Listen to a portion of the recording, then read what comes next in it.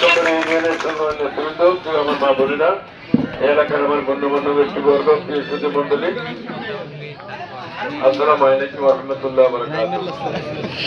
সংগ্রামী মা বোনেরা, আপনারা ভালো আছেন তো সবাই? আমরা আজকে আপনাদের কাছে এখানে এসেছি আগামী 12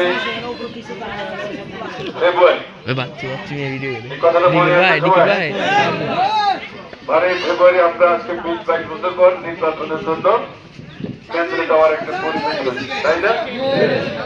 এটা কি এমনি হচ্ছে? এই পরিবেশ সৃষ্টি করার জন্য ভারতের যে আন্দোলন সংগ্রাম থেকে ওনাকে ওনার বাড়ির থেকে বের করে দিয়েছে একটা মনে আছে আপনাদের? ওনার সন্তানদের মধ্যে ছবি হয় না যা ওনার ছোট সন্তান মারা গেছে মনে আছে আপনাদের? খালেদা কান্নাকাটি করছে। খালেদা জিয়াকে মিথ্যা মামলা মোকদ্দমা দিয়ে গ্রেফতার করে জেলের ভিতর রাখা হয়েছে, খাওয়ার সাথে বিষ মিশানো হয়েছে, স্লো পয়জনিং। আস্তে আস্তে ওনার কিডনি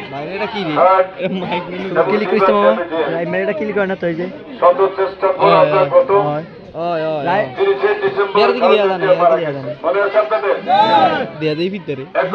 ডিসেম্বর সারা বাংলাদেশের লোকজন স্বতঃস্ফূর্তভাবে খালেদা জিয়ার জানাজার লোক হয়েছে। কত লোক হয়েছে কারণ বাজার এলাকায় আমাদের রায়পুর লক্ষ্মীপুরের আমার নিবেশন এলাকার লোক ছিল। ওরা কারণ বাজার এই এনটিভি ভবনের সামনে দাঁড়ায় নামাজ পড়ছে তিনবার দাঁড়াইছে, নামাজ শুরু হয়ে গেছে। কিছুক্ষণ পরে ভাই আবার গেলাম, তো আবারও নামাজ শুরু হয়ে গেছে, আগে তো নামাজ শুরু হয়েছে। তিনবারের সুবাদে আসল নামাজ পড়ছে। মানে এমন অবস্থা হয়েছে, মানুষ ভর্তি হয়ে গেছে, মাইক এত ছিল না। এখন নামাজ পরে কখন শেষ হয় কখন শুরু হয় এইভাবে তিনবার মানুষ ধোকা খাইছে। তাই করার সময় তারা নামাজ ঠিক হয়েছে। এটা হলো আল্লাহর রহমত। খালেদা জিয়াকে যারা অত্যাচার নির্যাতন করেছে, নিজের বাড়ির থেকে একা একটা কাপড় নিয়ে বের করে দিয়েছে, কিন্তু তারা এদের থেকে পালিয়ে চলে গেছে না? আর খালেদা জিয়াকে সম্মান দিয়েছে কে? আল্লাহ।